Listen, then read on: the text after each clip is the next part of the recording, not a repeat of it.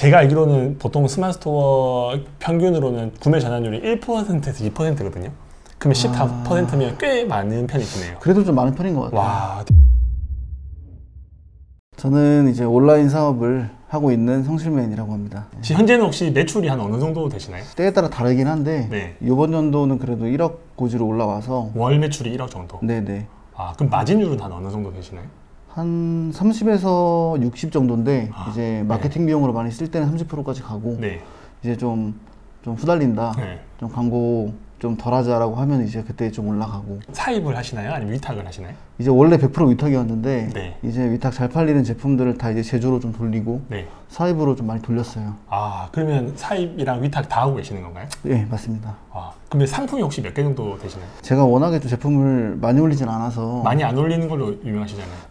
그게 유명한 건지 모르겠는데 테스트한 용도로 다 포함하면 한 40개 될까? 40개 정도? 네. 그 상품으로 월 매출이 1억 정도? 아니죠. 그러니까 테스트한 거 빼고 네. 좀 이제 진짜 각 잡고 올린 거는 한 15개인데 한 10개 안에서 나오는 것 같아요. 그 정도. 10개 안에서 매출이 그 정도? 네네. 그 유튜브에 보면 저는 닭등파, 닭치고 상품 등록하는 파고 네. 성실매님 같은 경우는 상품을 하나 등록할 때 진짜 2주, 3주 공들여서 올리셔가지고 맞아요. 애정을 다 담아가지고 고객을 설득해서 판매하는 전략이시잖아요. 근데 저랑 다른 스타일이신 것 같은데 상품 하나 등록할 때 시간이 얼마 정도 걸리시나요?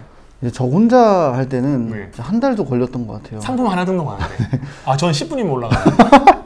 아, 저는 근데 이제 그 상세 페이지를 다 만드니까 네. 그게 좀 오래 걸리고, 근데 이제 지금은 직원들을 뽑아서 네. 또 열심히 해주셔가지고 한 그래도 빠르면 1주, 진짜 좀 늦었다 하면 그래도 2주 정도. 아니, 상품을 준비하는데 뭘 한다고 그렇게 시간이 많이 걸리시는 거예요? 촬영도 하고 우선 네. 다 이제 위탁 제품이지만 네. 저는 위탁처럼 안 팔기 위해서 직접 주문해서 이제 촬영도 다 하고 지금 시장 조사를 좀 하죠. 경쟁사들의 리뷰 조사도 확실하게 해서 네. 이제 어떤 부분을 좀 후킹으로 잡고 이제 어떤 단점을 어떻게 좀 이렇게 승화시켜서 네. 판매 전략으로 세우면 좋을까 고민도 한 일주일 하는 것 같고, 아, 그러면서 이제 디자이너한테는 제가 원하는 방향으로 또 맡기고, 그런데 시간이 좀 걸리는 것 같아요. 그럼 쿠팡 기준으로 상품을 등록하더라도 이미 로켓 배송이 다 깔려 있을 거 아니에요? 네네. 그러면 어떻게 거기 비집고 들어가서 노출을 시키시나요? 뭐 스마트 스토어 말고 쿠팡 먼저 말씀드리면 네. 그냥 쿠팡은 그냥 로직 신경 쓰지 말고 네. 어차피 상세 페이지는 내가 이제 열심히 만드니까 네. 광고로 다 네. 판매하자. 아, 와, 이런 이야기는 처음 들어본 것 같아요. 근데 광고가 이제 많은 분들이 좀 생각하기에 되게 네. 리스크가 많다고 생각할 수 있는데, 맞아요. 이제 광고 그룹을 좀 관리하는 방법을 좀 터득을 하면 네. 진짜 적은 돈으로도 높은 매출을 많이 낼 수 있어요. 아, 근데 광고라는 게 이제 앞에 한두 개 있는 상품 그렇게 광고를 하는 건가요? 제가 이제 업로드한 제품을 수동 광고도 돌리고 네. 이제 매출 최저가 돌리면서 이제 좀 잡아가는 거죠. 그룹을 계속 물도 주고, 너무 과금 심한 키워드는 좀 걸러내고. 저는 광고를 안 해봐가지고 네. 광고를 모르는데 광고 효과가 있나 보네요. 광고 효과가 있는 정도가 아니고 광고가 엄청 중요한 것 같아요. 요즘 느끼는 건. 왜 그렇게 생각하시는 거예요? 내가 만약에 뭐 브랜드를 냈어요. 네. 브랜드 가지고 막 뭐 상위 노출한다 이러는 거 자체가 웃긴 거거든요. 네. 그 브랜드를 어쨌든 고객들한테 노출을 시키고 네. 브랜드를 판매를 하려면 어쨌든 광고를 한 것도 알아야 되고, 내 제품을 팔더라도. 그리고 이제 그 광고를 안 하게 되면 플랫폼의 노예가 되는 것 같아요. 그래서 그냥 무작정 그냥 매출을 높이기 위해서 광고 태우는 건 아니고 디테일한 부분들을 많이 공부를 해서 진짜 네. 적은 돈으로 높은 수익률을 만들어서 이렇게 네. 판매를 하자, 이런 생각으로 좀 하고 그러면 있습니다. 예를 들어서 위탁 판매하시는 분들 대부분이신데 그분들은 마진을 볼 때 보통 10%에서 15% 정도 보고 있는데 광고비까지 다 쓰고 나고 세금까지 계산하면 남는 게 있나요, 그분들은? 자기 마진 설정하기 나름인 것 같긴 해요. 아, 광고 생각해서 마진을 설정해야 되는 거네요. 그쵸. 그것도 생각을 해야 되고, 네. 그리고 이제 그 제품의 이제 평균 광고 단가도 한번 생각을 해봐야 되고, 아, 처음에 시장 조사를 확실하게 해요. 그래서 네. 광고비까지 계산을 하고, 광고비 다 빼고 이제 그 정도 마진이니까, 보통 이제 처음 세팅될 때는 그래도 한 80, 90% 정도 되는 제품들이 많이 있어요. 80, 90%라는 게 그 마진이. 근데 마진이 이제, 그렇게 예, 근데 위탁 제품인데도. 네. 근데 이제 광고를 하면 또 깎이니까, 네. 세팅은 이제 보통 한 70에서 90 정도로 해놓고, 네. 그 다음에 광고를 하죠. 아니, 그 위탁 상품을 마진을 70%에서 90% 만드는 방법을 좀 알려줄 수 있으신가요? 위탁 제품을 마진을 그렇게 준다? 우선은 처음에 좀 잘 해야 된다고 생각하는 게, 제품의 시장 조사를 많이 안 하세요. 사실 그렇죠. 네. 네. 만약 이 펜이 그 시장가가 네. 5,000원에서 5,000원으로 형성이 돼 있다. 네네. 근데 이제 많은 분들은 생각하는 게 높은 마진으로 팔려면 막 8,000원에 팔아야지 이렇게 생각을 많이 하시는데, 그렇죠. 근데 이제 그 시장가를 벗어나면 판매가 잘 되지 않아요. 그래서 그 내 포지션을 좀 잘 잡아야 돼요. 네. 나는 4,000원 정도에 팔겠다. 그러면 마진이 그렇게 높은 건 아니네요. 그쵸. 근데 네. 4,000원 정도에 파는데 네. 도매 사이트도 그 이제 판매자들의 심리를 좀 생각을 해야 되는데 네. 그런 판매자들도 가격 경쟁을 또 하잖아요. 맞아요. 네. 판매는 4,000원이니까 시장가 내에서 하되 네. 시장가에서 좀 높은 포지션으로 하되 소싱해오는 가격을 네. 그래서 그 중에 고마진으로 판매할 만한 제품들을 좀 고르죠. 아, 네. 네. 그래서 우선은 주문해서 네. 촬영하고 이제 상세 페이지에서 그걸 가치를 좀 올리는 거죠. 아, 네. 아, 그러면 일단은 무조건 고가로 판다고 시장가를 벗어나는 건 아니라 시장가 안에서 조금 고마진을 넣고 내가 가져오는 상품을 조금 더 싸게 가져오는 상품을 소싱을 하는 건가요? 심플하게 보면 그게 맞아요. 아, 네. 그러면 도매 사이트를 활용하실 때 어디 이용하시나요? 90% 도매매 이용하고 있고 아, 90% 도매매. 네. 아, 근데 사람들 도매국 도매매 욕 진짜 많이 하잖아요. 뭐 막 보다 보면 도매가 제일 나아요. 저도 항상 예를 들면 도매국이나 도매매 예를 네. 드리는데 사람들이 이 도매국이나 도매매 찾아보면 네이버가 더 저렴한데 무슨 아. 그런 이야기 정말 많이 듣거든요. 가끔 그런 상품도 있긴 하죠. 네. 그런 그 제조사가 또 막 자기가 판매하는 사람도 있고. 맞아요. 근데 저는 생각하는 게 저는 어차피 그런 사람들이랑은 경쟁을 전 안 한다고 생각을 하기 때문에 아, 상관이 없다 이렇게 생각하시는 거네요. 제가 좀 생각하는 거는 네. 도매 사이트 위탁을 좀 해서 고마진으로 높은 매출을 내려면 어쨌든 같은 상품을 몇천 명이 가져오는 상품을 가져오는 거잖아요. 그렇죠. 근데 그거를 내가 다르게 판매를 하는 거기 때문에 네. 이미 저는 그 사람들이 판매하는 상품이랑 저는 아예 다른 상품이다라는 마인드셋을 갖고 시작을 해요. 그러면 도매매에 들어가면 상품이 진짜 몇백만 개 있는데 음. 어떻게 소싱하는 거예요? 소싱하는 노하우가 있으세요? 큰 틀로 보면은 네. 우선 카테고리 정해요. 우선. 네. 그러면 이제 그 안에서만 찾아요. 그 수요 곡선 그래프를 되게 중요하게 생각을 해요. 수요 곡선 그래프는 어떻게 찾는 건가요? 그거는 이제 뭐 판다링카도 나오고 네. 아이템 스카우터가 나오는 건데 저는 시기에 맞는 제품을 많이 찾거든요. 아, 예. 이제 우리나라 보면은 이벤트가 많잖아요, 되게. 아, 거의 한 달에 한 개씩 있죠. 그렇죠. 네. 그런 것들을 잘 파악을 하는데 시즌 때 들어가는 건 아니고 네. 이제 좀 미리 세팅을 해놓는 거예요. 미리 들어가서. 아, 미리 판매가 많이 안 될 때쯤부터. 스마트 스토어 순위 시스템이 네. 상대적이잖아요. 맞아요. 다 상대적이죠. 네. 네. 남들이 또 안 팔릴 때 내게 팔려야 올라가는 시스템이고 네. 그래서 스마트 스토어는 이제 미리 좀 세팅을 해놓고 네. 그렇게 이제 좀 진산수 넣고 하면서 이 순위를 많이 올려놔요. 시즌 올 때 구매가 늘어날 때쯤에. 그러면 예를 들어서 지금은 여름이니까 가을이나 겨울 때쯤에 할 수 있는 거를 도매매에서 소싱을 하는 편인가요? 그렇죠. 아. 네. 미리 해놓고 좀 봐놓고 대표님 같은 경우는 분석을 정말 많이 하시네요. 그래서 분석이 거의 8할인 것 같아요. 와. 분석이랑 그 시장 조사랑 이제 상세 페이지. 네. 이번에 그 네이버 로직이 조금 추가가 된 부분이 네. 설명 좀 해주세요. 네이버 로직 바뀐 거. 이제 추가가 된 건데 뭐가 추가됐냐면 진짜 말 그대로 적합도라는 게 추가된 거거든요. 그게 뭐냐면 이제 막 예를 들어 내가 이 뭐 펜 판다 그랬을 때 보통 많은 셀러들이 이제 세부 키워드를 많이 세팅을 했잖아요. 맞아요. 근데 그런 게 이제 진짜 더 많이 필요가 없어진 것 같아요. 조금 더 구체적으로 설명해 줄 수 있으세요? 그러니까 그 고객이 이 제품의 키워드를 검색을 해서 구매가 일어났어요. 그럼 네. 이제 그 키워드만 살아남는 시스템이라 와. 그러니까 적합도가 엄청 중요해져가지고 그러니까 그냥 뭐 어중간한 키워드 막 그냥 대충 깔아놔도 네. 별로 소용이 없는. 아, 몰랐습니다. 보통 상품 등록할 때 상품명에다가 그 얻어 걸릴 수 있는 키워드 다 그렇죠. 넣잖아요. 네. 한 5개에서 한 8개 정도. 맞아요. 그래서 아무거나 하나 걸려라는 주의였는데 지금은 아예 그냥 대표 키워드, 그러니까 검색했을 때 판매됐던 그 키워드만 살아있고 나머지 키워드는 조금 적합도를 적게 받을 수밖에 없는 그런 시스템인 네, 거네요. 네. 우선 지금까지 분석한 건 그렇게 좀 분석을 하고 있고 아, 그래서 이제 그런 뭐 기존에 중요했던 거긴 한데 속성값이나 네. 이런 것들도 진짜 제품에 맞는 것만 아. 더 해야 되고 어떻게 보면은 네이버가 원하는 방향으로 가고 있는 것 같아요. 아, 그렇죠. 네이버 같은 경우는 진짜 잡다한 키워드 다 넣어가지고 하나 걸리는 게 어떻게 보면 빈틈이었는데 이제 그렇게 되다 보면 소비자들이 원하지 않는 상품이 그렇죠. 너무 많이 나오다 보니까 시간이 너무 많이 걸려요. 맞아요. 최저가 찾아도 10원짜리인데 들어가면 막 옵션으로 해서 플러스 10,000원대에 있고 이런 것들이 진짜 많았었잖아요. 맞죠. 아, 이제 좀 그런 것들을 정리를 하고 있는가 보네요. 그래서 이제 근데 또 이것도 이거랑 또 연관이 되는 게 또 네. 이제 뭐 로직도 말이 많잖아요. 네. 아니 그런 로직이 아니고 그 슬롯. 네. 아, 그 유효타 막 쏘온다고 네. 톡톡으로 계속 연락 오는 업체들. 근데 그런 사실 근데 대표님도 아시겠지만 거의 다 많이 쓰거든요. 웬만한 사람들 다 쓰는 것 같아요. 네. 저는 한 번도 써본 적 없는데 웬만한 사람들은 다 얼마씩 돈을 내면서 쓰시더라고요. 근데 이제 그 슬롯이 효과가 없어진 건 아닌 것 같고요. 네. 근데 이제 그 슬롯을 쓰면서 네. 이제 구매 전환이 안 일어나는 그러니까 그냥 말 그대로 아무런 노력도 안 하고 슬롯만 써서 네. 그냥 순위만 올려놓은 사람들은 네. 다 순위가 뒤로 지금 밀려났거든요. 슬롯이라는 게 정확하게 어떤 거예요? 인위적으로 클릭을 만들어내는 거죠. 프로그램으로 만드는 거죠. 이제 그런 IP 좀 바꿔가면서 클릭해주는 예, 그런 프로그램 이용해서 이렇게 어쨌든 클릭수를 막 만들어내는 거죠. 그러면 인기도가 좀 올라가면서 네. 순위가 올라가겠네요. 근데 이제 기존에는 그렇게 해서 순위가 올라갔는데 네. 지금은 이제 그 전환율도 굉장히 중요해졌기 때문에 네. 전환율도 좋아야 되는 거죠 이제. 그래서 최근에 로직이 바뀌어서 네이버 순위들이 진짜 많이 바뀐 게 장난 리뷰랑 구매 건수가 뭐 몇만 거 있던 사람들이 갑자기 2페이지로 넘어가고 구매 건수나 리뷰가 뭐 한 30개 돼 있는데 광고 빼고 1등에 있는 상품들이 있더라고요. 그게 아마 이렇게 또 물갈이가 되는가 보네요. 네, 천천히 되고 있는 것 같아요. 근데 저도 요거는 좀 뭐 네이버 개발자가 아니기 때문에 테스트를 할 수밖에 없는 것 같아요. 네. 정답이라는 게 없어요. 맞아요. 상품명 만드는 키워드는 어떤 사이트를 주로 이용하시나요? 저는 판다랭크랑 스카우트 둘 다 많이 이용하고 있고 네. 그러면 상품명 좀 잘 만들 수 있는 노하우 좀 알려줄 수 있으신가요? 근데 이것도 플랫폼마다 너무 다 달라서 아, 플랫폼마다 상품명이 달라요? 다르죠. 어떻게 다를 수가 있어요? 하면서 좀 많이 느낀 건데 네. 제목에 가장 영향을 많이 받는 게 스마트 스토어잖아요. 스마트 스토어가 거의 뭐 네. 다고 나머지 것들은 네. 좀 다른 영역인 것 같긴 그쵸. 하더라고요. 네. 스마트 스토어 같은 경우는 어쨌든 상품명을 내가 제대로 그 연구해서 로직에 맞게 안 맞추면 네. 상위에서 팔 수는 없으니까 저는 근데 경쟁률은 아예 안 보고 세팅을 하거든요. 키워드를. 네. 그냥 우선 예를 들어서 뭐 판다랭크에 가서 그 키워드를 검색을 해요. 네. 그럼 이제 그 키워드에 관련된 연관 검색어가 다 뜨잖아요. 그렇죠. 근데 그거 솔직히 뭐 막 그 네이버 무슨 뭐 연관 검색어가 다 비슷비슷해요. 네. 그런 거 이제 추려봤자 한 15개로 추려지는데 네. 이제 그 키워드를 이제 하나하나 다 검색을 해보고 네. 잘 파는 사람이 많이 없는 키워드로 많이 들어가죠.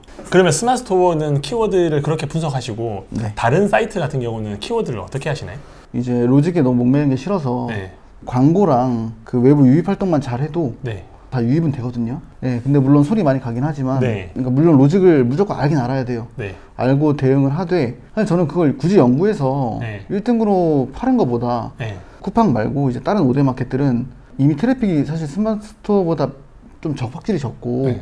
그리고 광고비도 부담이 정말 덜 하거든요. 그쪽은. 광고비가 많이 안 들어도 되나 보네요. 그렇죠. 이제 네이버에 비해서 진짜 적은 돈으로 이제 광고를 태우면 다 상위로출이 되기 때문에 와. 경쟁률도 사실 덜하고 그래서 저는 아예 그냥 로직 신경을 안 쓰고 그냥 딱 보기 좋게만 만들어요. 네. 그냥 키워드는. 네. 다른 마켓들은. 네. 쿠팡은 태그가 많이 쓸 수 있잖아요. 맞아요. 그거랑 이제 조합이 되게끔 네. 건기식 같은 경우는 쓸 키워드가 진짜 너무 많아서 그거는 백자를 꽉 채워요 저도. 와, 뭐 성분이랑 이런 거 웬만한 다 넣었나 보네요. 그렇죠. 근데 성분은 또 잘못 넣으면 위험할 수 있어서 네. 예, 그런 거 뭐 태그로 빼고 이제 그런 그러니까 그런 뭐 태그랑 연결할 수 있는 것들은 진짜 다 꽉꽉 채워 넣고. 네. 솔직히 저는 생각하는 건기식 말고는 그 백자를 그렇게 막 채워 억지로 채워 넣으려고 그래도 가독성만 떨어지고 네. 그 쿠팡도 심플하게 하고 네. 그냥 태그에서 좀 20개 쓸 수 있으니까 네. 그렇게 20개 쓰고 이제 거기다 이제 광고에서 또 많이 5대 마켓 같은 경우는 광고로 유입을 시키는 거고 굳이 로직이나 뭐 이런 상위 노출에 대해서는 크게 고민을 안 하시는 스타일이시네요. 근데 이렇게 할 거면 광고 공부를 많이 하셔야 돼요. 광고 공부는 어떻게 하셨어요? 전 제가 다 테스트해보고 네. 그렇게 해서 이제 어떻게 좀 돌려 효율적이겠다. 적당한 효율을 만드신 거네요. 어느 정도로 하면 로아스를 어떻게 높일지 계속 고민하시고 그쵸. 테스트하시고 대표 이미지를 잘 만들어야지 사람들이 클릭을 하는데 썸네일을 좀 잘 만드는 대표님만의 팁이 있으신가요? 차별화라고 많이들 얘기하잖아요. 네. 예, 네. 차별은 다르단데 보통 많은 분들이 이제 그러니까 약간 좀 뭔가 좀 더 좋아 보이게 만들려고 하고 네. 그런 것들은 사실 고급화하잖아요. 그렇죠. 진짜 그 제품마다 다 접근이 달라야 되거든요. 예를 들어서 내가 화장품을 판다. 네. 그 차별점을 두 개 너무 많아요. 그런 제품 올린 게 그냥 뭐 제품 실사만 있다. 그냥 뭐 이렇게 뭐 흰 배경이다라고 하면 뭐 다른 색깔 배경을 넣으면 되는 거고. 그러니까 결국은 그 키워드를 검색을 해보고 보이는 거랑 다르게 그렇죠. 만드는 거네요. 네. 그러니까 뭔가 정답이나 뭐 이런 게 없이 없어요. 모든 상품마다 다를 수밖에 없겠네요. 다 다르죠. 그래서 제가 이제 말씀드리는 게 그 여러 가지 생각을 했을 때 네. 내가 카테고리를 뭐 제가 이제 하나를 정해두는 이유가 네. 그러니까 조사하는 게 재밌어요. 재밌고 네. 어떻게 팔아야 좀 잘 팔릴까 눈에 보이고 하니까 네. 그래서 정해두는 게 좋다고 막 제가 얘기를 하는 것 같아요. 그러면 썸네일 같은 경우는 만드는 방법들을 좀 차별화시키는 거 알겠는데 상세 페이지도 대표님 같은 경우는 잘 만드는 걸로 엄청 유명하신데 상세 페이지를 사람들한테 설득시키고 후킹할 수 있고 구매 전환율을 높일 수 있는 그런 방법들이 있을까요? 근데 여기 상세 페이지는 갈아엎는다라는 표현이 맞는 것 같아요. 우선은 제가 위탁 판매하는 방식 자체가 이제 그런 도매 사이트 위탁 제품을 나는 내 브랜드라고 생각을 하고 팔기 때문에 아예 그냥 싹 다 그냥 갈아엎는 거죠. 없고 어느 영상 참고할 만한 거 위에 링크 올려놓으면 저 검색해보면 아마 그냥 상세 페이지 관련된 내용들 너무 많이 나올 거예요. 그걸 위에 하나 올려놓겠습니다. 네. 저 궁금한 게 위탁을 처음에 하셨다고 하셨잖아요. 그러면 샘플을 받아서 사진을 찍고 상세 페이지를 잘 만들어서 상품을 등록했어요. 그러면 뭐 노출이 잘 되든 아니면 광고를 해서 주문이 많이 들어오면 주문이 막 50개 들어와요. 그럼 그 50개를 다 도매 사이트 가서 결제를 하나하나 하시는 건가요?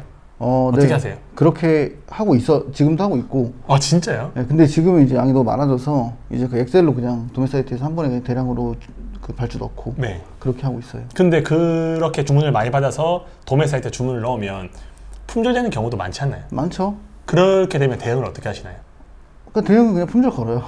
그러면 주문님이 받은 게 있는데 그거는 다 취소해야죠. 다 취소하시고. 사실 저는 이게 위탁 판매가 리스크가 없는 대신에 이제 내 돈이 많이 안 드니까 그렇죠. 리스크가 없는 대신에 이건 위탁 판매 약간 아킬레스건이라고 생각을 해요. 그러면 상품을 판매하기 전에 미리 그 도매 사이트에 있는 판매자한테 여쭤보진 않나요? 재고가 좀 충분한지. 그러진 않고 이제 하나 보는 게 있다면 이제 그 제품을 쿠팡에 검색해보고 대안책이 있나 보는데 그렇게 막 따지진 않아요. 그 판매자 보면은 그 판매자에 대한 뭐 정보도 나와 있고 있죠. 등급도 있고. 얘네가 뭐 제대로 된 업체인가 아닌가는 딱 보면 알잖아요. 그쵸. 보고 나서 진짜 너무 막 완전 막 너무 루키다라고 하면 그냥 웬만하면 안 하고 이제 엔간히 좀 그냥 판매 잘하고 있구나라고 하는 업체면 웬만하면 해요. 그냥. 외부 유입을 시키는 활동도 하시나요? 엄청 많이 했었죠. 저도 원래 광고를 아예 안 했었고 이제 그런데 돈 쓰는 걸 너무 싫어했었어요. 제가.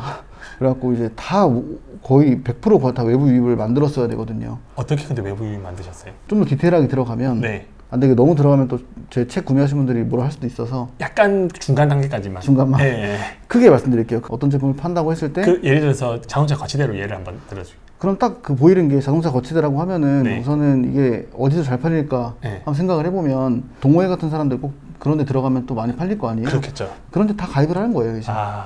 싹 다 가입을 하는데 이제 이것도 그 안에서 어떻게 활동하냐가 되게 중요하거든요. 근데 그 회원 등급하려고 하면 뭐 댓글 50개 달아야 되고 게시판을 10개 달아야 되고 이렇게 해야죠. 뭔가 게시판에 글을 쓸 수 있는 권한을 받지 않나요? 그런 거는 무조건 해야죠, 다. 그러면 그런 건 직접 다 하신 거였어요? 그때 제가 다 했죠. 하나하나 전부 다 가입하고 댓글 달아주고 그리고 활동도 어느 정도 하셔야 되잖아요. 활동도 다 했죠. 그냥 맨날 글 쓰고 그러면서 이제 뭐 한 카테고리에 뭐 가입된 카페도 막 30개 넘고 막 그래서 제가 한창 외부인 많이 할 때는 하루에 한 10시간, 11시간 막 이렇게 그냥 그 카페 활동만 했던 것 같아요. 가서 계속 활동하고 막 글 쓰고 되게 노가다.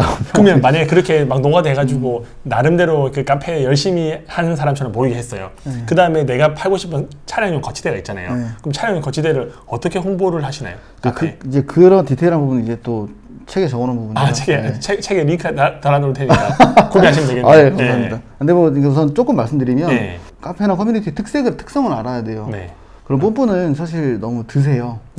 거기 드세고 막 거기 약간 되게 예쁘장하게 막 이렇게 홍보 너무 자연스럽게 일부러 하려는 게 더 티나거든요. 거기는 그냥 아싸리 그냥 형님들 나 그냥 제품 냈는데 한번 구경 와주세요. 이렇게 하고 링크 올리고 그렇게 해서 이제 그런 클릭수도 많이 이제 늘어나면 또 이렇게 순위도 많이 올라가고. 맞아요. 카페마다 뭔가 좀 특성이 있네요. 그러면 링크를 올리면 바로 강퇴당할 거 아니에요? 그래서 이제 링크를 올리시면 안 되고 이제 저도 예전에 막 연습할 때 링크를 많이 올렸어요. 근데 다 강퇴당하고 해서 이제 그 디테일한 부분들은 여러 가지가 있는데 이제 가장 안전한 건 쪽지 달라. 이게 맘카페에서 많이 쓰는 방법 같아요. 그리고 이제 제가 요건 이제 요즘에 테스트하고 있는 거 처음 여기서 얘기하는 거거든요. 이제 글 올리고 삭제하는 또 방법이 있어요. 글을 올리고 삭제한다. 카페 바이럴이 두 가지 종류가 있어요. 이렇게 장기적으로 글을 오래 남겨두는 바이럴이 있고 엄청 트래픽 많은 게시판에다가 잠깐 순간적으로 활용 모아서 구매 빡 일으키고 이 방법이 있는데 보통 제가 두 번째 걸 많이 했었어요. 왜냐면 장기적으로 남겨놓는 거는 웬만한 카페에서 잘 안 되거든요. 근데 이제 두 번째 방법을 또 생각해 보니까 어디서 뭘 샀는데 괜찮더라 이렇게 해서 후기를 만약에 썼어요. 이제 그게 만약에 터졌어요. 반응이 엄청 좋아요. 근데 이제 운영자가 누가 신고를 할 수도 있고 그때 이제 순간적으로 팍 완전 모여서 구매가 일어났다 그러면 그냥 다시 삭제하는 거예요. 그 글을 그냥. 뭔가 신고나 제재를 들어오기 전에. 약간 치고 빠지는 스킬인데 근데 이건 제가 심심할 때예요. 그냥 오늘 주문 없네 그럼 이거 딱 하면은 순간 또 주문 들어오니까. 그러면 제목이나 이런 건 좀 잘 적으셔야 되겠네요. 그렇죠. 혹하게 해야지 또 베스트 게시글 되잖아요. 사실 베스트 게시글까지 안 바래도 되고 그냥 가서 그냥 그 좀 구미 당기게 글 쓰고 이제 좀 많이 모인다 싶으면 다시 삭제하고 그리고 이제 내가 글 쓴 내역이 또 있어요. 히스토리 거기서도 삭제를 해야 돼요. 그러면 이제 사실 증거는 딱 사라지고 또 순간적으로 재미도 볼 수 있고. 꿀팁이네요. 되게 여러 가지 방법들이 있어요. 그 블로그 같은 것들도 하시나요? 근데 저는 블로그는 막 단기적으로 땡기려고 하는 건 아니고 제가 하는 블로그는 정보성 글들을 많이 올려요. 그러니까 제 스토어랑 연결된 블로그. 예를 들어서 내 카테고리가 뭐 아까 말씀드린 뭐 차량 용품이다. 그럼 차량에 관련된 블로그를 만들어서 계속 그냥 차량 용품 정보성 글들을 올려요. 그리고 올리고 밑에 이제 본인 스토어 링크 달고. 근데 그렇게 안 해요. 정보성 글을 올릴 때는 그냥 정보성만 올려요. 그렇게 하면 클릭이 많이 돼서 하루 방문자 수가 1000명이든 10,000명이든 얻을 수 있는 게 없잖아요. 예를 들어 정보성 글 9번 올리면 이제 한 번은 홍보성 글을 올리고. 대놓고 그냥 홍보성? 네네. 그래서 유입자들이 그렇게 들어와서 구매할 수 있게끔. 그쵸. 저는 보통 정보성을 넣고 그 밑에 관련된 용품을 링크 달 줄 알았더니 조금은 다르게 하시네요. 그렇게 하시는 분도 많이 있어요. 근데 이제 저 같은 경우는 어차피 뭐 블로그는 내가 운영하는 거고 내가 이런 좋은 정보성 글들 주고 이 사람들이 도움돼서 이 블로그에 호감이 생겼어요. 그럼 내가 그냥 나중에 뭐 그냥 대놓고 판단했을 때 뭐 그냥 전 사줄 거라고 생각을 해요. 팬심 이런 것들로 해서. 그래서 저는 실제로 요것도 이제 테스트를 많이 해봤는데 이제 작년 추석 같은 경우에 이제 요렇게 좀 계속 꾸준히 올리다가 이렇게 한번 추석에 관련된 제품을 한번 이렇게 대놓고 광고를 했는데 그때 이제 제가 정확히 기억은 안 나는데 그때 이제 그 한 제품으로 매출이 한 월에 한 4천 났는데 그 중에 60%가 블로그 통해서 오는 거였어요. 대박이네요. 그래서 이건 되긴 되는 방법이구나 라는 건 확실히 느꼈고, 그러니까 한번 뭐 테스트 해봤을 때 괜찮은 것들은 계속 제가 그 레퍼런스를 만들어요. 제가 하는 것들은 새로운 것도 많이 나오긴 하지만 맨날 똑같아요, 하는 것들. 테스트하고 뭔가 또 검증하고 또 레퍼런스 만들고 또 계속 그렇게 검증 과정을 거치시는 거네요. 그렇죠. 검증이 된 거는 제가 그걸 또 쓸 수 있으니까. 그래서, 다음번에. 그렇죠. 그래서 그 적어놓은 것들을 지금 말씀드리는 거예요. 진짜 꿀팁 많이 알려주시네요. 상품을 처음에 등록하려고 하면 대부분 대형 키워드들은 이제 카탈로그나 가격 비교로 묶여 있잖아요. 그런 것들이 있으면 내가 상품을 아무리 잘 SEO에 맞춰 등록하더라도 상위에 노출되기 힘들잖아요. 그런 경우는 좀 어떻게 하시는 편이세요? 저는 피하는 게 있어요. 우선 그렇게 가격 비교로 묶인 약간 좀 지저분한 것들은 피해요. 그런 상품 아예 안 파시는 거네요? 아예까지는 아니고, 예를 들어서 근데 대형 키워드는 묶여 있는데 또 중형 키워드는 안 묶여 있다, 이런 제품도 있을 수 있고. 그러니까 대형 키워드 포기를 하는 거죠. 결국은 가격 비교로 묶여 있던가 카탈로그 되어 있는 상품 키워드는 안 파시고 다른 중소형 키워드를 활용하시는 거예요? 제일 베스트는 이제 제가 찾아보고 대형 키워드가 묶여 있는 게 많긴 하지만 또 보면 알잖아요. 싸울만 하다가 들어가고. 근데 이제 뭐 디지털 가전처럼 너무 다 묶여 있으면 이건 도저히 이길 수가 없거든요. 한 뭐 100개 이상 묶여 있잖아요. 그게 안 돼요. 그거를 이기는 방법은 사실 요즘 네이버 기준으로 했을 때 진짜 막 그 사람들은 다 묶고 플랫폼별로 다 슬롯을 쏘니까 일부러 그렇게 하잖아요. 못 이겨요. 그래서 사실 그래서 그런 것들을 피하고 이제 그렇게 좀 지저분한 카테고리들은 아예 안 들어가는 게 전략이라면 전략일 수 있을 것 같아요. 그리고 상품 등록할 때 최신성을 좀 활용할 수 있는 방법이 있을까요? 사실 뭐 저는 생각을 하는 게 스마트 스토어는 최신성이 그래도 지금 제일 중요한 것 같아요. 신라카드 희망이라고 할까? 최신성이라는 로직을 이제 어려워하시는 분들이 많이 있는데, 최신성에 대해서 좀 이렇게 설명을 드리면 새로 올라온 제품, 그러니까 최신 제품이죠. 최신 제품에 좀 기회를 주는 것 같아요. 기존에 이제 있던 제품들이 뭐 구매 한 건당 뭐 5점을 줬다면 너는 한 15점을 줄게. 그렇게 이제 세팅을 해놔서 그러니까 저는 지금 2주로 봐요. 2주. 최신성이 누구는 1주라고 하고 누구는 2주라고 하는데 한 평균 2주 정도 상품을 등록하고. 저는 2주로 보고 있고 근데 그 2주 동안 중요한 게 구매가 끊이면 안 되거든요. 그러니까 최신성을 제일 효과적으로 이용을 하려면 그러니까 중간에 예를 들어서 내가 정해요. 이거는 내가 지인 찬스를 쓰든 뭘 해서 구매를 20건을 만들겠다. 14건을 만들겠다 해요. 그러면 이제 2주 동안, 2주라고 하면 14일이잖아요. 저는 그래서 그 14건을 쪼개서 이제 2주를 뭐 하루에 한 건씩 계속 만드는 거죠. 그렇게 되면은 이제 약간 이게 좀 폭발적이진 않지만 계속 유지가 돼서 순위가 이제 사실 최신성은 되게 쉬워요. 이렇게 해서 순위 처음에 올리는 건 되게 쉽기 때문에 그렇게 해서 내가 처음에 한 구매 몇 건 정도 넣어야 되겠다를 정하고 이제 그거를 일자별로 분배를 해서 골고루 구매가 들어갈 수 있게. 그러면 상품을 등록하고 2주 동안은 하루에 한두 건이라도 계속 주문을 받을 수 있게끔 만드는 게 중요하네요. 저는 그렇게 하고 있어요. 그렇게 하면 웬만한 중형 키워드로 1페이지까지 올라오나요? 네, 올라와요. 1페이지까지. 올라와요. 그럼 그 다음에는 할 수 있는 게 이미 노출돼 있으니까 상세 페이지를 잘 만들어져 있고 리뷰 작업을 좀 해놨기 때문에 계속 선순환이 된다. 2주 동안 구매를 일으키면서 이제 생긴 그런 리뷰들 있잖아요. 있죠. 그런 리뷰들을 어쨌든 그 짜집기해서 예. 이제 상세 페이지에 제일 상단에 좀 해놓고 아 역시. 예. 그래서 그런 것들은 사실 뭐 기본이지만 안 하시는 분들도 많이 있더라고요. 네. 그래서 사실 뭐 리뷰 몇천 건 아닌 이상 예. 리뷰 뭐 한 몇십 건에서 몇백 건까지는 예. 다 이제 검증된 리뷰가 제일 중요하다고 생각을 해요. 맞아요. 예. 그래서 대표님도 그런 좀 리뷰 쌓려고 많이 이벤트도 많이 하시잖아요. 그렇죠. 예. 네. 어떻게든 리뷰 쌓아서 리뷰 잘 쌓여 있는 거를 또 상세 페이지에 올리고 그렇죠. 그럼 사람들 딱 봤을 때 아 이게 믿을 수 있구나. 맞아요. 신뢰를 하게끔 만들어야지 맞아요. 구매 전환율 좋아지지. 뭐 다른 거 쓸데없는 거 공지사항 먹고 이렇게 하면 네. 사람들 이미 나가죠. 그렇죠. 예. 그래서 그런 좀 후킹적인 부분을 물론 뭐 저는 기획해서만 GF도 많이 만들고 하지만 초반 때는 네. 그런 리뷰를 좀 이렇게 짜집기 해서 제가 올려주는 것도 있고 이 최신성을 그렇게 스마트 스토어를 이용을 하면 내가 상세 페이지를 잘 만들었다고 가정하면 네. 이제 구매 전환이 많이 될 거예요. 근데 상세 페이지를 잘 만들면 구매 전환율이 몇 %까지 올라오나요? 저도 막 그렇게 엄청 높은 건 아닌데 100명이 들어오면 네. 한 몇 명 정도 사나요? 제가 평균을 말씀드리면 네. 평균은 제가 한 14? 15 정도 되는 것 같아요. 아, 제가 알기로는 보통 스마트 스토어 평균으로는 구매 전환율이 1%에서 2%거든요. 그러면 14%면 꽤 많은 편이시네요. 그래도 좀 많은 편인 것 같아요. 와, 대단하시다. 저는 그거 다 상세 페이지 때문이라 생각을 해요. 일단 저는. 들어오면 그 사람들이 구매하지 않고서는 못 나가게끔 만들어 놓으시네요. 그걸 목표로 하고 있죠. 목표로. 그러면 이 상세 페이지 만들 때 또 심리적인 것들도 많이 중간중간에 요소에서 놓으시겠네요. 그쵸. 그것도 많이 놓고 이제 트랩도 걸어 놓는데 이제 더 중요한 거는 카테고리에 대한 이해. 아, 그러니까 이걸 사는 사람의 심리를 알아야 네. 한 줄의 멘트라든지 이런 네. 것들도 표현하는 방법이라든지 이런 것들이 달라지거든요. 네. 네. 와, 이게 진짜 상세 페이지 만드는 수업 듣고 싶네요.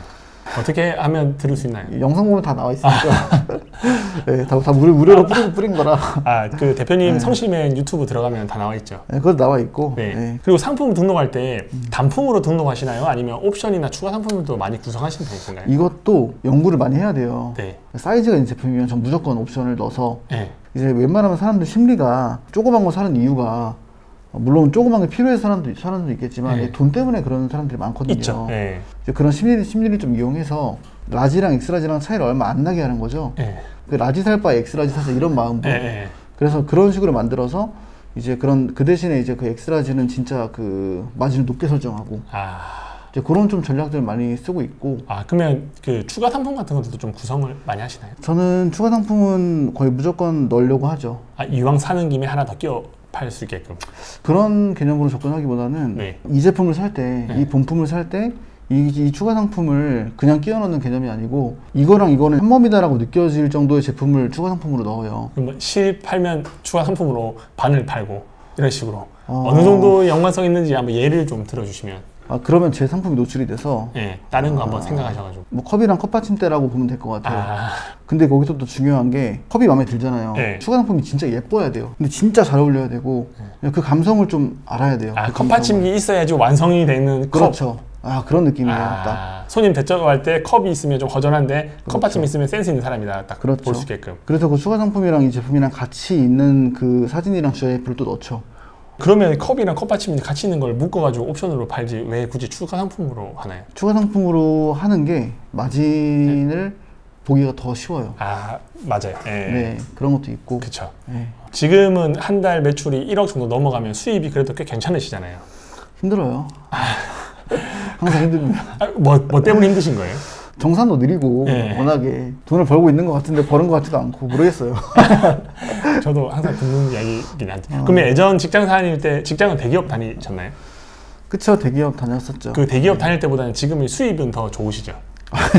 사실 수입은 비교할 순 없죠. 그때랑은. 근데 한 달 동안 버는 금액으로 따지면. 네, 사실 말도 안 되는 차이가 나긴 하죠. 그쵸. 근데 지금 그렇게 돈을 좀 더 버셔가지고 좋은 점이 뭐예요? 진짜 와닿는 건 먹을 때 돈 안 아끼는 거. 네. 족발을 시켜 먹어도 족발의 맛보다는 싼 족발 먹으려고 하고. 다 그렇구나, 사람이. 네, 다 그래요. 근데 지금은 이제 무조건 비싸도 괜찮으니까 먹고 싶은 거 먹자. 이게 제일 큰 것 같아요, 사실. 일단 먹는 거에 대해서는 그렇게 스트레스 안 받으시고. 네, 그렇지 뭐 이렇게 됐잖아요. 지금 몸이 지금 거의 몸무게가 50kg가 불었는데.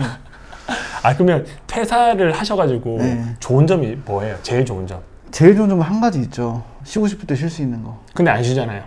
진짜 요즘 엄청 쉬어요. 많이 쉬세요? 엄청 쉬어요. 쉰다라는 게 출근을 안 하시는 거예요? 아니면? 진짜 쉬어요. 말 그대로 그냥 아무것도 안 하고 그렇게 하려고 이제 핸드폰에 주문 어플을 다 삭제하고 이제 아예 그냥 쉬려고 해요. 그러면 그때는 누가 일을 하나요? 이제 직원들이 있으니까 네. 이제 그런 시스템을 좀 만들고 있기도 하고. 아, 근데 사실 그거보다 제일 큰 거는 이제 회사 다닐 때는 내가 너무 피곤한데 다음날 출근해야 되잖아요. 예. 내가 다음날 너무 피곤하면 좀 잘 수도 있고 늦게 가도 되고. 늦게 가도 되고 네. 이제 그런 것들이 제일 좋은 것 같아요. 100% 공감합니다. 예, 이거는 예. 진짜 어떤 분이 다 느끼실 거예요. 앞으로의 계획 좀 한번 알려줄 수 있으신가요? 저는 그 판매하는 걸 되게 좋아하는 사람이거든요. 예. 셀링 자체를 좋아하는 사람이라 온라인 사업을 오래 할 것 같아요. 그때 글 보니까 뭐 70, 80대까지도 90까지였어요. 90. 90이었어요. 그때까지 네. 계속 판매자로서 활동하고 싶다. 네, 진짜 셀러의 포지션에서 하고 싶은데 네. 이제 제 계획은 나중에 진짜 한 50년이 지났어요. 근데 이제 50년이 지나면 저도 이제 좀 나이 80이잖아요, 진짜. 예. 근데 이제 그 어린 20대 애들이 얘기해도 와, 그 성실맨 네. 진짜 찐이었다. 와. 이게 제 그래도 목표인 것 네. 같아요. 아, 그럼 계속 현업으로 활동하고 계셔야 되겠네요. 네, 계속 해야죠. 근데 저 재밌어서 진짜 셀링이 재밌어요. 어떤 게 그렇게 재밌는 거예요? 그러니까 내가 이 아이템을 약간 뭐 남들 다 파는 제품을 내가 이렇게 기획을 해서 내 제품처럼 팔아서 네. 팔리는 게 너무 신기하고 네. 그리고 이제 거기에 따라 돈을 버는 것도 너무 재밌었는데 지금 같은 경우에는 좀 시야가 많이 바뀐 것 같긴 해요. 지금 요즘에 너무 재밌는 건 마케팅 제가 공부를 많이 하고 있어요. 네. 아까 말씀드린 광고라든지 네네. 이제 그렇게 뭔가 성과가 진짜 계속 뭔가 공부할 때마다 성과가 나오고 또 바로 적용해 볼 수 있고. 그게 너무 재밌는 것 같아요. 저는. 진짜 찐 셀러네요. 그러니까 선비죠. 약간 선비 학자 느낌인데 근데 이제 중요한 건 그걸 하면서 내가 이제 내 첫 자식 굶기면 안 되잖아요. 네. 밥벌이도 할 수 있으면서 같이 공부도 할 수 있고 그걸 또 적용해서 또 이게 뭔가 계속 작은 성공들을 만들 수 있는 거 요게 저는 그래서 판매가 재밌는 것 같아요. 또 뭔가 내가 적용해서 또 바로 피드백도 오고 네. 성과도 눈에 볼 수 있고 하니까. 그쵸. 이제 뭐 사실 실패하는 게 진짜 하나도 안 두려워요. 그냥 뭐 실패하면 어쨌든 많이 벌어 놓으셔가지고 실패하는 거는. 다 오해를 하고 계신 것 같은데 이제 많이 벌지 않았어요. 근데 저는 진짜 셀링이 너무 재밌고 네. 그래서 이제 좀 길이 남는 그런 셀러가 되고 싶은 게 우선 제 목표. 네, 실제로 쇼핑몰 운영하시는 분들 보면 80% 정도는 한 달에 100만 원도 순이익을 못 가져가시거든요. 네. 그래서 힘들어서 포기하시는 분들이 많은데 그분들한테 한번 해주고 싶은 말씀이 있으신가요? 첫 번째는 판매에 정답은 없다. 뭐 닭등도 방법이고요. 네. 저도 방법이고 뭐 대량등록도 방법, 다 방법이 다양해요. 근데 중요한 건 누가 막 이렇게 얘기를 해요. 야 그거 뭐 닭등 안 돼. 어떤 사람은 뭐야 닭등 해봤더니 너무 좋더라. 그러니까 그래서 자꾸 뭔가 이걸 해봐야 되겠다고 했으면 해야 되는데 안 된 사람들 말을 듣고 그 사람들은 사실 그 사람이 안 된 거예요. 맞아요. 그 사람이 못한 건데 그냥 안 된 사람들 이거 안 된대 라고 해서 그 사람들 말 막 듣고 이리 휘둘러 저리 휘둘리고 그게 저는 그러지 않으셨으면 좋겠어요. 정말 정보가 많아요. 유튜브 보면은 저는 오히려 그 정보 과잉이 진짜 그걸 힘들게 한다 생각해요. 본인을 다 좋아 보이잖아요. 왜냐면 다 노출이 되는 것들은 뭐 뭘로 몇천 찍었다인데 계속 이것저것 하지 마시고 내가 닭등으로 정했다. 그럼 닭등만 해보시다가 그게 나랑 안 맞을 수 있어요. 그럼 닭등을 그때 이제 접어요. 안 됐을 때. 그 다음에 다른 거 하면 되잖아요. 하다 보면은 이제 뭐 예를 들어서 이 모든 방법을 짬뽕시킬 수도 있고 진짜 이 방법이 너무 잘 맞을 수도 있고 이제 그거는 근데 하나를 하다가 정말 내가 진짜 안 될 때까지 해보고 임계점까지는 어떻게든 해봐야 돼요. 근데 그럴까지 안 하시니까 저는 그게 좀 가장 우려가 되는 부분이고 그런 것들이 이제 대표님들한테 어느 정도의 월급 외에 그럼 50만 원, 100만 원 수익을 만드는데 가장 방해가 되는 요소라고 생각을 해요. 근데 저번에 쪽에 인터뷰했던 분도 똑같이 말씀하신 게 영상이 너무 많고 잘 된 것들이 너무 많으니까 이 이야기 듣고 저 이야기 듣고 다 맞는 것 같거든요. 그러니까 진짜 하나의 방법을 정해서 어느 정도까지 이뤄봐야지 실력도 쌓고 본인에게 맞는지 안 맞는지 아는데 이제 너무 다 성공한 이야기들만 듣다 보니까 맞아요. 이게 뭐가 맞는지 알 수가 없어요. 네. 그래서 사실 정답도 없거든요. 맞아, 제가 인터뷰 보면 대량 등록 하시는 프로그램으로 하시는 분도 있고 뭐 닥치고 상품 등록하신 분도 있고 상품 하나 파셔서 판매하신 분도 있고 또 어느 정도 임계점만 넘어가면 다 어느 정도 월급 이상은 버시는 것 같더라고요. 맞아요. 예.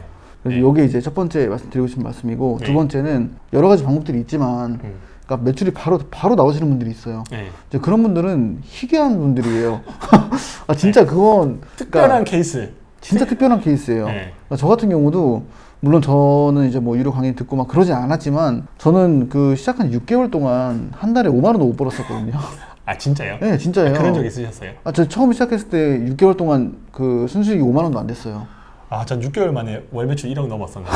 그러니까 이게 사람마다 차이가 있는 거예요. 근데 이제 그렇다고 지금 그게 계속 되지 않거든요. 특히 온라인 사업은 내가 제대로만 했다면 계단식으로 갈 수밖에 없어요. 그러니까 물론 중간에 꼬꾸라질 수 있는데 그러니까 내가 기본기만 잘 쌓았다면 쭉 가거든요. 왜냐면 그 레퍼런스가 쌓이니까. 네. 그래서 이것도 이 주변에서 잘하는 사람들이 있으면 이제 배 아파하지 말고 배워야 돼요. 진짜 중요하다. 네, 그러니까 이 마인드가 너무 중요한 게 저도 6개월 동안 이제 저도 막 밤새면서 회사가고 막 그랬어요. 팀장님마다 막 털리고 막 그랬거든요. 네. 도대체 뭐 하는 새끼가 회사 막 졸고 막 그러냐. 그래서 그러면서도 매출이 잘 났으면 내가 그래도 뭔가 위안 삼았을 텐데 그 한 달에 5만 원이라고 하면은 하루 다 주면 1,000원도 못 벌고 뭐 1,000원 좀 넘는 돈을 버는 거잖아요. 네. 근데 그거 하려고 이렇게 욕먹나고 되게 서럽기도 했었는데 지금 잘 된 사람들은 그만큼 노력으로 잘 된 거예요. 처음부터 잘 되는 사람들은 진짜 희귀한 케이스거든요. 그래서 지금 매출이 안 나오는 게 정상이라고 저는 생각을 해요. 근데 이제 중요한 거는 안 됐을 때 진짜 왜 안 되는지를 확실히 분석을 하고 그 다음 스테이지로 가야 내가 진짜 그 다음에 똑같은 실수를 안 하고 진짜 그게 시멘트 바르면 굳는 것처럼 막 굳어져요 이게. 그러다 보면 나중에 진짜 아예 그게 과거에 그런 내가 좀 부족했던 것들이 아예 머릿속에서 사라지거든요.